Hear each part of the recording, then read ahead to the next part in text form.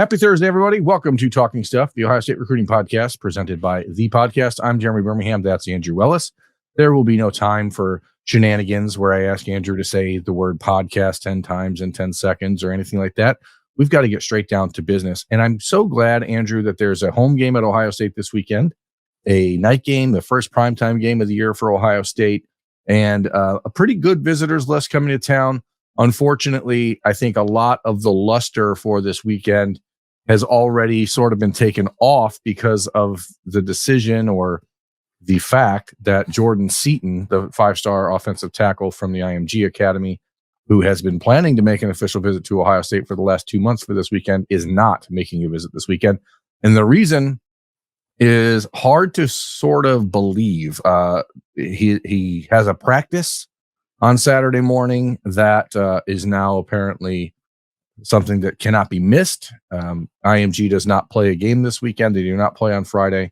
They did not play a game last weekend, and yet there was no problem for Jordan Seaton to get to Colorado for an official visit. On Sunday, he did updates with all of the major national recruiting analysts, and including like Rivals.com, where he talked about how excited he was for his official visit to Ohio State and the chance to reconnect with Justin Frye and Ryan Day in person. And then by Wednesday, the visit was being held off and or potentially rescheduled. The Buckeyes are trying to get it rescheduled for the 18th with the Minnesota game. It feels like, and I've had this conversation before, and it sort of escaped my mind, but it just seems like there's something weird at IMG when it comes to Ohio State, and I'm not entirely sure if it's a coach, if it's an administrator, what it is, but there seems to be a weird disconnect between Ohio State and IMG prospects. And the buzz from Ohio State on the Jordan Seaton recruitment over the last few months has been extremely positive, that the relationship between Jordan Seaton and the Ohio State coaches has been very good. And yet we enter what should have been a pivotal moment in his recruitment, and the conversation is still about, hey, next weekend he's supposed to go to Tennessee, which seems to have no problem, even though they play a game on Friday. Like, I don't really understand exactly how that's come to be. Do you feel, Ohio State has had recruits from IMG, not a lot. Legend Cavazos, Carnell Tate, one of the more recent ones, but it just seems like something is off there. Yeah, I'm with you. This was the most important visitor this weekend. It was going to be the most important target left on the board right now for 2024. And he has a practice. So cue your Allen Iverson practice memes, but that's just not, I don't know. Something's definitely weird with that one, whether it's just the Seaton situation in general or whether it's an IMG thing. Maybe it's a little bit of both.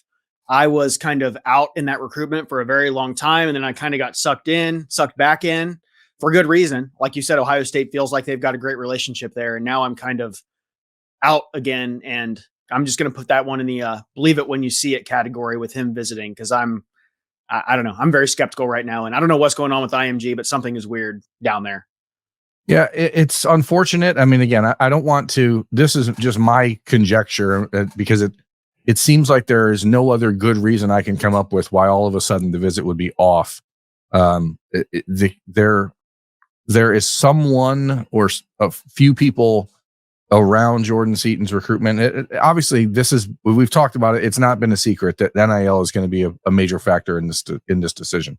That's why, when you've seen him in the last month, he's flown to Oregon, he's flown to Colorado, he's been to Florida. He's like, it's been no problem getting anywhere else in the country, despite the fact that IMG had games on Friday nights, and despite the fact that they conceivably would have had film study on Saturday mornings like every high school around the country does.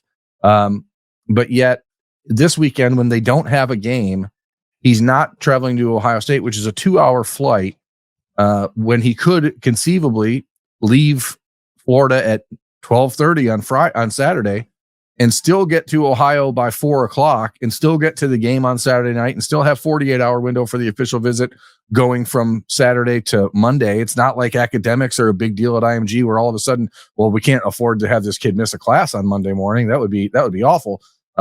It is very, very puzzling to me who's pulling the strings in this recruitment. And I kind of feel bad because my belief is that Jordan Seaton wants to visit Ohio State. It's what he's talked about for months. Even there was an update from Steve Wiltfong on 247 Sports on Wednesday where he said, I want to get to Ohio State and see where my head's at. Like, it was a weird comment. Like, I don't entirely understand who's pulling the strings here, but I do hope for Jordan Seaton's sake, if it's not him, if it's not his family, that they figure out a way to stand up and say, hey, this is actually where we would like to visit. We're the people who are actually impacted by Jordan's college decision, and like stand up for themselves and say, I understand you've been great to us, IMG. You've put us in a good position, but I need to figure this out for myself because I don't know. I'm trying not to be like lobbing grenades at people when I don't really, it is just conjecture on my part, but it does. Reading the tea leaves, nothing else really makes sense. Yeah, I mean, I'm with you on that. I guess if anything, if I'm trying to be an optimist about this whole thing, we've talked a long time about how this is an impressionable kid, and Ohio State wants the last visit. So if he does make it to Tennessee next weekend, and maybe he can get to Columbus sometime for a non-game weekend or something, I don't know. And maybe they can still get him to campus and be the last visitor get the last visit before the early signing period. But I feel like if you're, I don't know. There's not a lot of reason for optimism right now on my end, I think. It's weird. I mean, you see, okay, well, I'm still going to make it to Tennessee. There's still a conversation about an Oklahoma official visit. Like it seems like I'm going to just, my belief right now is that Tennessee is the leader in this recruitment. And I would be, if I was like a super skeptical hippo and really cynical person, I would say that there's some sort of weird benefactor in this whole thing that is not directly related to Jordan Seaton's family, and that Tennessee is probably finding a way to grease the alley a little bit. That's all I'm saying. I don't know. Something's weird. Something is weird about it. It doesn't make sense. I hope for Jordan Seaton's sake and his family's sake that if this is not what they want, if they are truly like, yeah, Ohio State, big deal, we don't care, cool. If they're being guided by someone else who is capitalizing on their confusion or their appearance, then that's a big problem. And I think that that's college football right now in a nutshell. Unfortunately, there are no rules and anything goes. He's not the only guy not making his visit this weekend, though. Carlin Jones, who we talked about on last week's show, from Bay Lake, Texas. He is a Nebraska commit, defensive tackle. He has a playoff game on Saturday, so it's at least an understandable excuse to miss the trip. He told me that he is 100% making it for the Minnesota game, so he clearly wants to get to Ohio State and wants to visit ASAP. So that is the bad news for the weekend, that the two of the official visitors who were really important will not be there. And again, I probably am speaking out of turn on the Jordan Seaton thing, and I maybe should dial that back a little bit, but something just feels off. And generally speaking, in this business, when something feels off, it's because it is. What is on, however, are two other official visits for the Michigan State game weekend. Chance Robinson, Fort Lauderdale, St. Thomas Aquinas High School, Miami commit, wide receiver, who visited for the Western Kentucky game. He will be back this weekend. Andrew, there had been some back and forth early in the week about whether or not he would make it, but as of Thursday, that visit is still on. Yeah, visited Ole Miss last weekend. We've talked about him for a while now. We've also talked about his buddy Jordan Lyles situation, visiting Miami multiple times. So interesting visit. Still some uncertainty a little bit maybe with Jeremiah McClellan. They won a fourth receiver. Good to get him on campus. Obviously, he's very close to Miami, though. Proximity, all that stuff, early playing time down there is probably a big thing for him. But with Brian Hartline, all things are possible. So I guess we'll see where things are at, let's say Monday. Yeah, it feels like the crisis mode management at Miami has lessened a little bit. I think that they don't seem quite as concerned about Chance Robinson flipping as they were a month ago. So we'll see if Ohio State can regain some momentum on that this weekend. Northwestern commit Gabe Van Sickle, who was offered by Ohio State a week ago. I don't think he's officially announced it on his Twitter or anything. It's not really what offensive linemen who are committed to Northwestern are prone to do. I don't think he really cares about social media buzz. Michigan offensive lineman, 6'5", 300 pounds, visited for the Penn State game unofficially. He'll be back this weekend for his official visit. that's a big opportunity for Ohio State, and it becomes more important from a numbers perspective as the Jordan Seaton confusion grows and as the uncertainty there grows.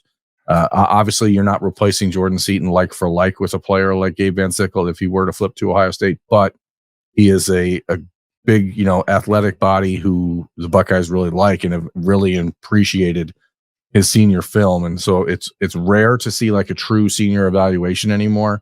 But Gabe Van Sickle is a guy that the Buckeyes are pretty high on, more likely to be a guard, but he does have at least the ability to play tackle, which he's been doing in high school.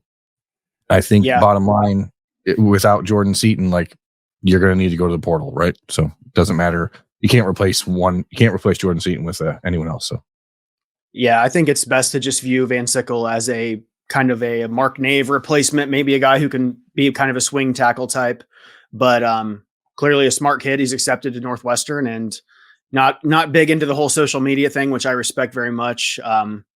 So, we'll see how the weekend goes there. But yeah, I don't know what they're going to do about tackle. If it's not going to be Jordan Seaton, it's like, I don't know. Is there anybody out there? Is it just portal watch or what? So, yeah, I think it's portal watch more than anything else. There are not a lot of them left on the big board nationally, and certainly not what you would consider Ohio State level at this point.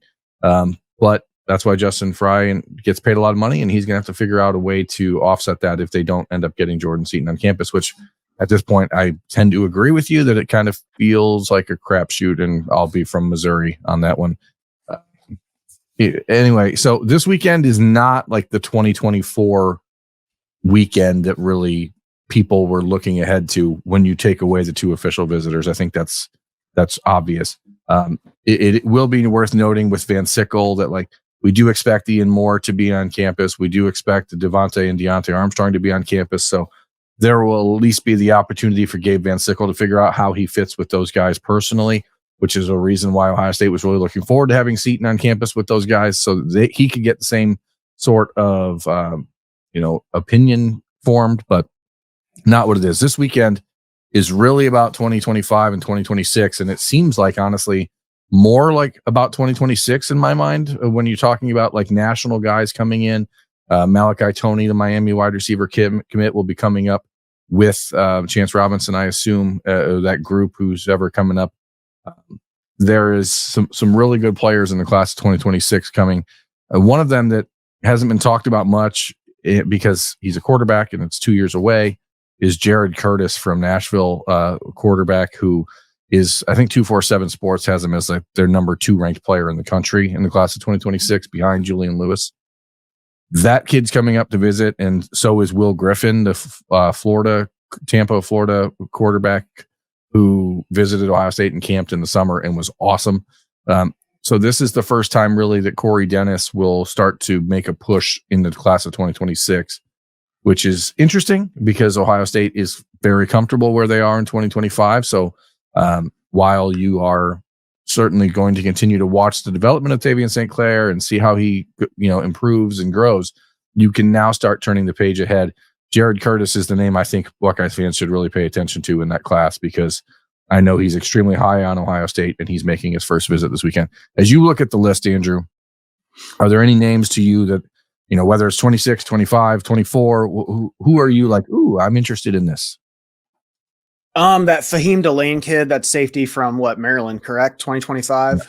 Good counsel. That's probably the big one on my watch list, just because some of the some of the big name safeties the last few years, the Caleb Downs, the KJ Boldens have all kind of fell through the cracks. Those were more SEC footprint type of players. So I'd like to see Perry Eliano land a kid like this for 2025. And when was he last on campus? Was he there recently at all or not?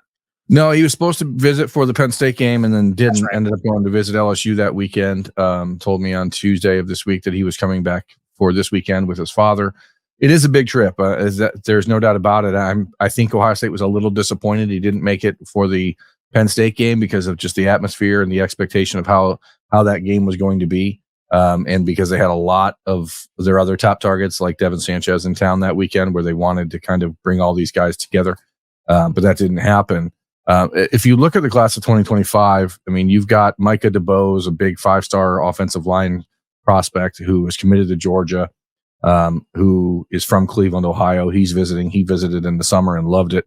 Amari Winston from Georgia, the tight end. You've got London Merritt from Georgia, a major priority target for Ohio State at defensive end in 2025.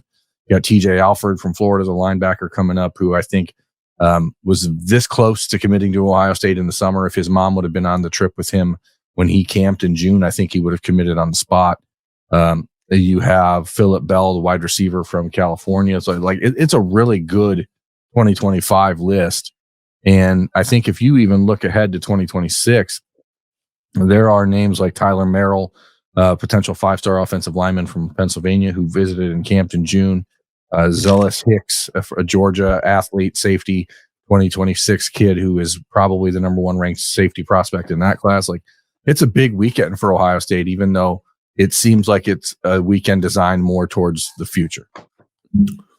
What are your thoughts on the Florida running back? I think he might have gotten a crystal ball or a future cast to Ohio State this week. What is it? Byron Lewis? Is that what it is? Lewis? Byron Lewis, yeah. It's American Heritage High School. I mean, it's Brandon Ennis's high school. It's Malachi Tony's high school. He loves Ohio State. He was a kid who camped this summer and was put on the 7-on-7 camp team with RJ Day. And like, he loves Ohio State. I understand why the crystal ball, I think it was from Steve Wiltfong, actually came in for him this week. And so that's telling. If Steve does something like that, it's generally not a flying by the seat of his pants type of thing. So it is worth watching this. If he makes it this weekend, which he's expected to, this will be his second trip up in 3 weeks because he was there for the Penn State game. So now all of a sudden you have some real momentum, and it will be fascinating to see if he tries to jump ahead of Marquise Davis or Jordan Davison or anyone else. I don't think in a normal world that Tony Alford would want to say, yes, let's do that, and all these other guys, to hell with them. Especially because he's from South Florida, and we've seen what happened. I mean, in the class of 2023, Ohio State had Mark Fletcher from American Heritage High School committed for 8 months, and then he flipped to Miami at the end. So you definitely are on alert for that, considering what's going on with Jordan Lyle as well. But it's a player certainly worth watching this weekend. If we were doing like a commit watch type of thing, or which maybe we'll do at the end of this when we get to the 4-minute offense. I could maybe see him being on that list of a short list of guys to try to pull the trigger this weekend. Yeah. And I just keep going back to Marquise Davis, who I love and who's put up wild numbers this season, and him, saying he wants to be the only running back in the class, but who knows if that'll come to fruition wherever he ends up at. So I don't know. Yeah. I mean, it is not, like I said, it's not a heavy 2024 weekend, but that doesn't mean there aren't important pieces aside from the fact that you have the 2 official visitors. You do have Amaris Williams from North Carolina, the Florida commit defensive end, coming back to town for the second time in 3 weeks as well. Like, that's pretty huge, especially because I believe Edric Houston's going to be back for the 3rd time this season. And if you get that, then Edric Houston and Amaris Williams got to know each other a little bit at the Penn State game. Like, it's an opportunity for those guys to really form a bond. Amaris Williams was supposed to make a trip to Florida a week ago and did not make that visit to see the Gators, where he has been committed since June. So I think that's an Ohio State and Tennessee battle more than it is Florida, and the potential, the decommitment may be more of a formality at this point for him. But there are key parts in the class of 24 that are going to be there as well. So it's a big weekend. It's not going to be the 85 guys that we saw for the Penn State game, but like Zahir Mathis, defensive end from Pennsylvania, coming back this weekend. Like, there's a lot of star power coming to town, and we don't have every name. So there's, we've got a list over at the ohiostate.rivals.com on the Horseshoe Lounge message board. There's probably 40 names on that list right now, but it could be even better. I agree with you. Like, Fahim Delane is one of my favorite players in the entire class of 2025. I think he's an absolute stud and a kid that fits what Lathan Ransom does at Ohio State perfectly. He continues to tell me that his relationship with Perry Eliano and Ryan Day is his best. Now, we'll see if that matters, because we are entering a world where relationships and recruiting don't matter as much as they used to. And have you gotten any vibes at all for Amaris Williams' timeline at all? Is it just like early signing period, wants to make a final decision? Because if they could stop that Tennessee visit from happening, I would feel significantly better about Ohio State's chances, if I'm being honest. Although Tennessee's not some defensive end factory, I guess. So I don't know. No, but the game they're playing is going to be exactly different.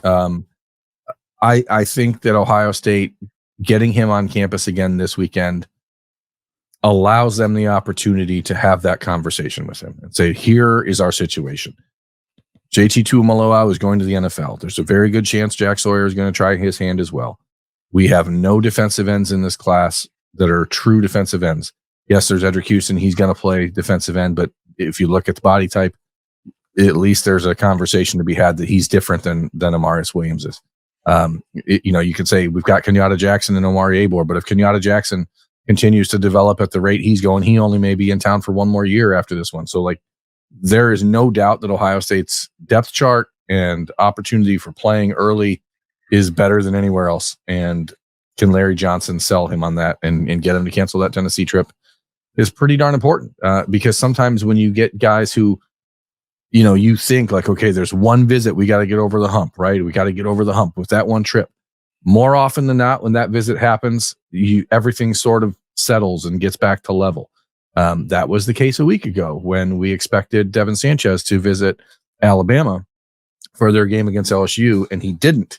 And then 2 days later, it's announced that he has a decision date set for January 6th, a final three of Ohio State, Texas A&M, and Alabama. And everyone he talks to, he tells them that Ohio State was his favorite and is his favorite. And now, Andrew, you have 2 months of just saying, hold on, right? Is that pretty much the vibe? I mean, yeah, that's exactly it. It would have been cool if he was planning on making his announcement like tomorrow or something, but that's not the world we're living in. It seems as though Tim Walton has absolutely crushed that recruitment with both Devin and his family from everything I've read. And now it's just a matter of, seeing him not get to Tuscaloosa last weekend was great, but we've got 2 months now to see, is he going to get there or is he going to go and check out Texas A&M? So I feel like Ohio State's in a great spot right now. That would be absolutely one hell of a start for a defensive back class with him and Blake Woodby there. So I don't know. I wish it was sooner, but there's reason for optimism here. It certainly seems like. Yeah, I asked Devin, I said, hey, you didn't make the trip. Was it just because you didn't think you needed to or because you're going to try to reschedule? And the answer was sort of non-committal. And I took that as a positive for Ohio State. I think that he recognizes what he wants right now. And it's up to the Buckeyes to make sure that they continue to show that over the next 2 months. It's Tim Walton. It's Ryan Day, who has been intimately involved in this recruitment from the start. I think people may not always appreciate and or recognize how involved Ryan Day is in personal, recruiting relationships, but he is very, very good at it. And when it is a player like Devin Sanchez that he has to be involved, he wastes no time in building real relationships with the kids and their families just as much as the position coaches do. Devin Sanchez is a game changer, big time, when it comes to the class of 2025. I spent a lot of time talking about it on Kings of Columbus on Wednesday with Doug and Bill. The potential impact that a commitment from him would have on other players around the country is absolutely impossible to overstate. And again, you have 2 months to get there. So there's Texas A&M, there's Alabama, there's LSU, there's all these other schools that are still going to continue to make their push. But it's hard to argue with the way Ohio State has handled this recruitment so far. And I know they'd love to have him back on campus for this weekend or next, but North Shore in Houston is going to be playing for state championships, and that seems unlikely. He told me that he was waiting until January to make a decision or make an announcement because he wants to get through his season and focus only on that. So in some ways, it's like maybe he's shutting down the recruitment a little bit and not dealing with all this other stuff, but we'll see if someone can convince him to show up for a game, I guess, in the next month. Yeah, and those 6'2" corners simply don't, just don't grow on trees. And I think he's actually listed at 6'3" on some sites. I'm guessing it's probably closer to 6'1" or something like that. But North Shore has kind of, obviously it's a powerhouse program, but they've had some of those wacky recruitments, like who was the one corner that Denver Harris, that was right, North Shore kid, wasn't he? Yeah. And that was one of those wild Zachary Evans, Denver Harris, those wild, wacky recruitments. And from everything you obviously would know more than me, but from everything I've seen about Sanchez and the family, it doesn't seem like one of those types of situations. Would that be accurate? Yeah, I mean, this is a group of people that have their heads on straight, and they're, aware of the business side of college football and all of the things that are changing in the game, but they are still focused on the relationship stuff, and that's good because Ohio State is great at that part of recruiting.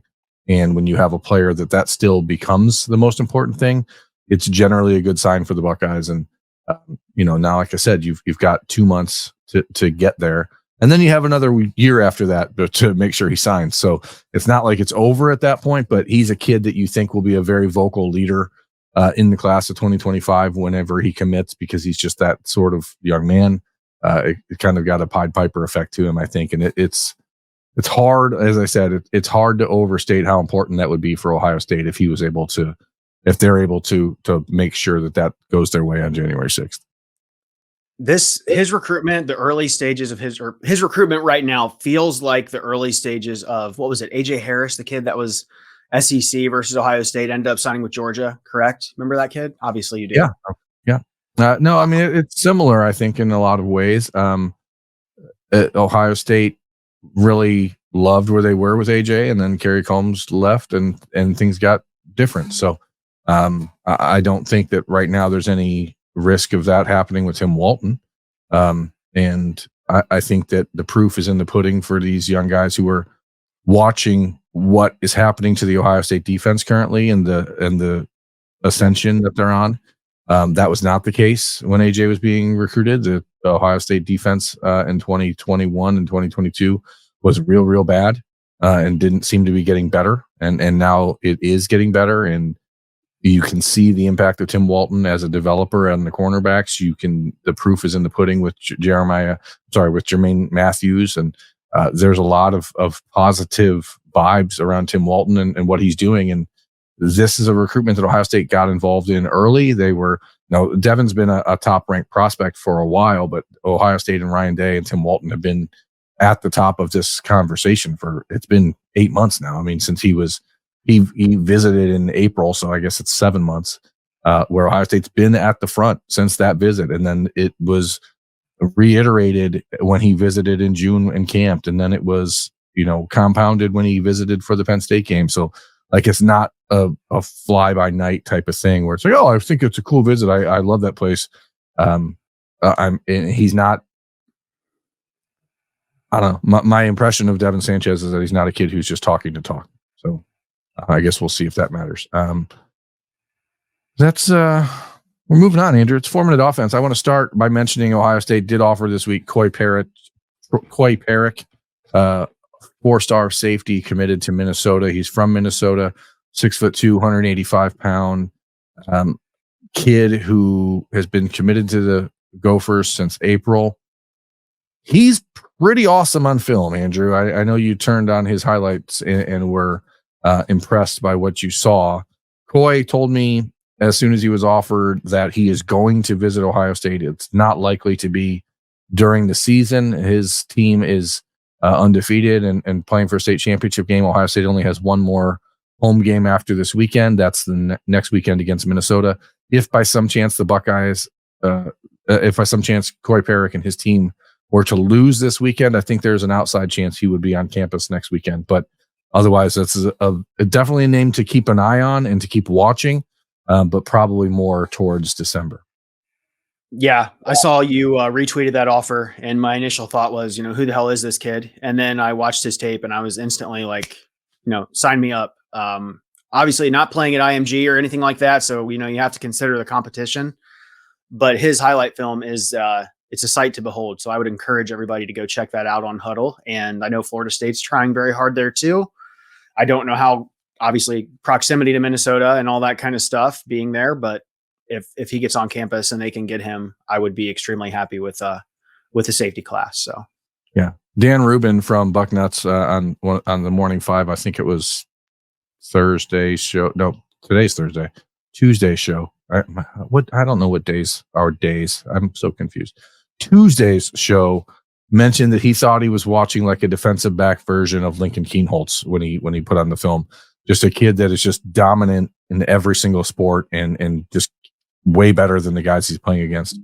And while that may be true because the competition we don't know enough about, athletes like that still find a way to stand out no matter where they are. And you love a kid who's just a pure athlete. He plays a lot of different sports, big hitter, fast, physical. That's what Ohio State would love to add to their safety class. So I just wanted to make sure we mention him at the top of this 4-minute offense. And now, Andrew, the floor is yours. What are your thoughts? Where are you at? There's not a ton going on in 2024 right now. I mean, there's guys coming this weekend. I guess I'll start off by asking you just Jordan Lyle's situation. I told you last week, I kind of have him as my personal RB1 in the Ohio State class, and James Peoples' injuries kind of factor into that too. But what kind of vibe are you getting right now as far as sticking with Ohio State, sticking with Tony Alford, or pulling another Mark Fletcher? Yeah, I mean, I think Ohio State has felt worse about it than they do now.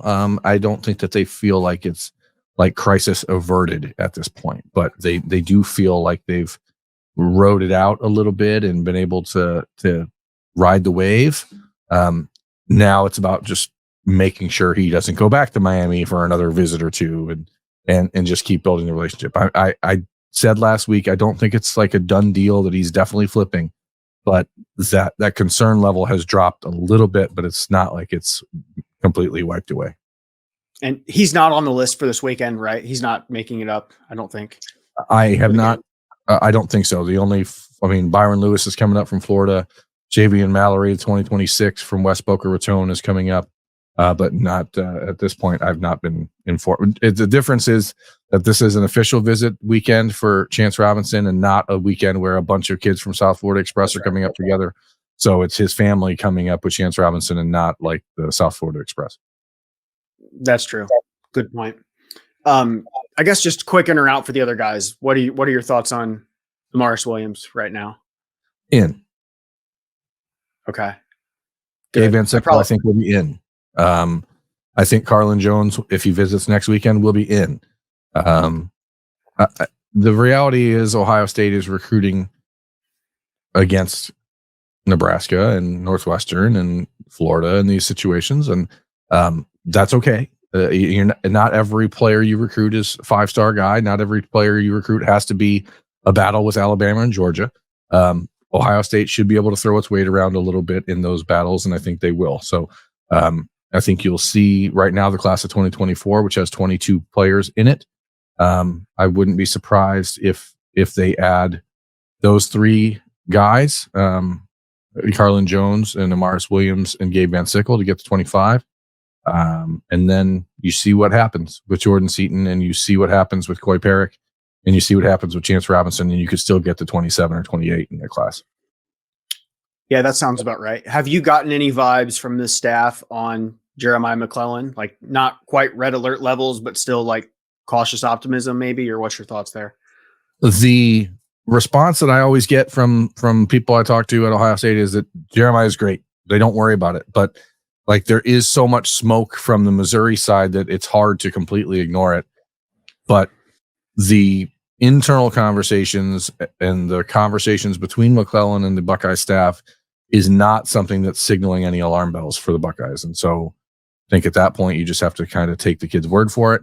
I believe that Brian Hartline's presence and the chance to play for him, even if it's for a year with the transfer portal and all that stuff now, like if you get a chance to come in and maybe it doesn't work, then Missouri is going to be there in a year from now if you're Jeremiah McClellan.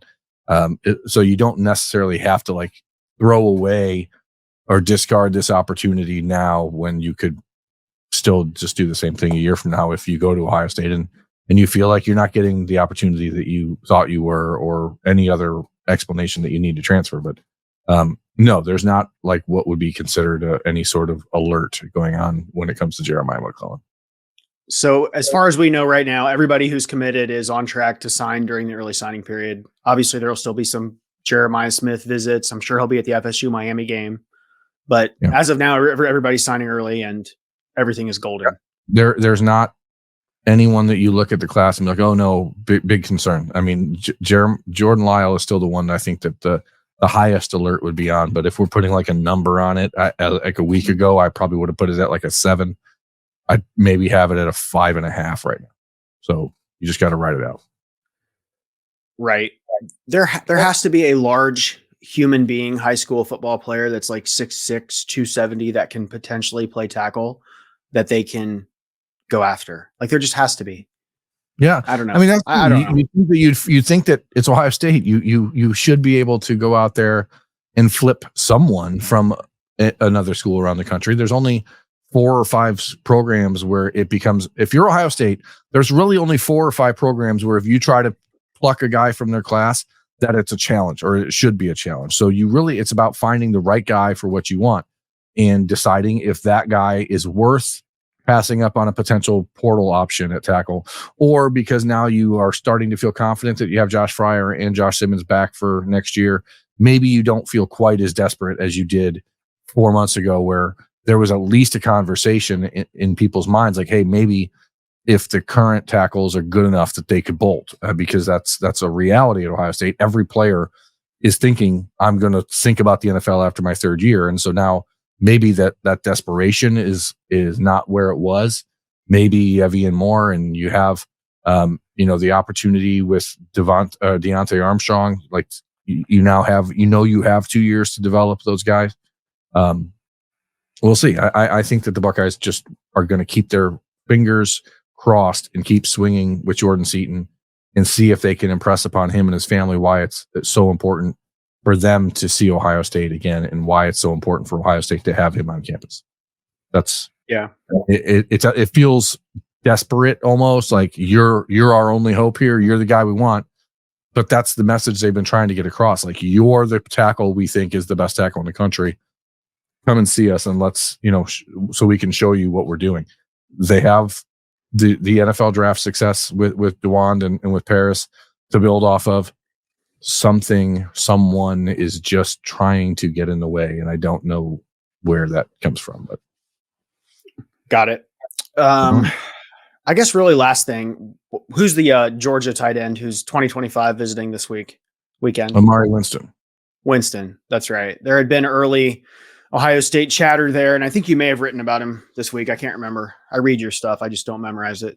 Sure you do. No, I didn't write about him this week, but I did write about him about 3-4 weeks ago after Eli Owens from Tennessee visited, that I think that there's a potential that Eli Owens, who is a similar type of player to Amari Winston, could be the more likely option as tight end number 2 in the class for Ohio State in 2025.